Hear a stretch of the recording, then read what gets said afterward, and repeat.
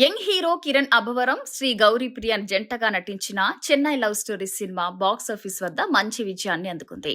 ప్రేక్షకుల నుంచి positive talk రావడంతో చిత్ర బృందం హైదరాబాద్ లో సక్సెస్ మీట్ నిర్వహించింది. ఈ కార్యక్రమానికి హీరో అక్కినేని నాగ చైతన్య ముఖ్య అతిథిగా హాజరయ్యారు.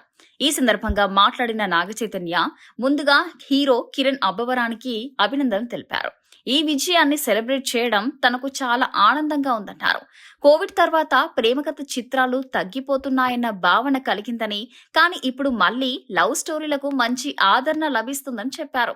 చెన్నై లవ్ స్టోరీ సాధారణ ప్రేమకథ కాదని, పెళ్లి తర్వాత ఒక జంట జీవితంలో జరిగే భావోద్వేగాలను ఎంతో సహజంగా చూపించారని నాగ చైతన్య ప్రశంసించారు.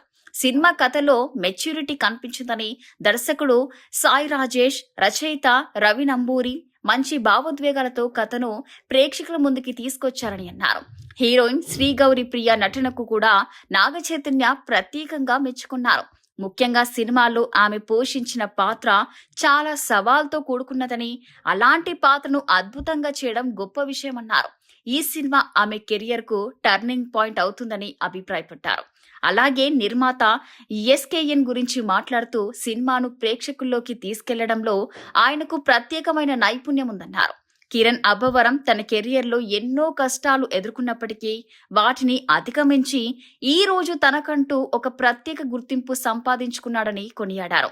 సినీ పరిశ్రమలో ఎలాంటి ఫ్యామిలీ బ్యాక్గ్రౌండ్ లేకుండా సొంత ప్రతిభతో ఎదగడం నిజమైన విజయమని నాగ చైతన్య అన్నారు. పోస్టర్లపై కలెక్షన్లు చూపించడం కంటే ప్రేక్షకుల ప్రేమను సంపాదించుకోవడమే అసలైన సక్సెస్ అని చెప్పారు. చివరగా సంగీత దర్శకుడు మణిశర్మ అందించిన సంగీతాన్ని, అనంత్ శ్రీరామ్ రాసిన పాటలను కూడా నాగ చైతన్య ప్రశంసించారు. మొత్తానికి చెన్నై లవ్ స్టోరీ విజయంతో చిత్ర బృందం ఆనందంలో మునిగిపోగా నాగ చైతన్య చేసిన వ్యాఖ్యలు ఈ సక్సెస్ మీట్ కు మరింత ప్రత్యేక ఆకర్షణగా నిలిచాయి.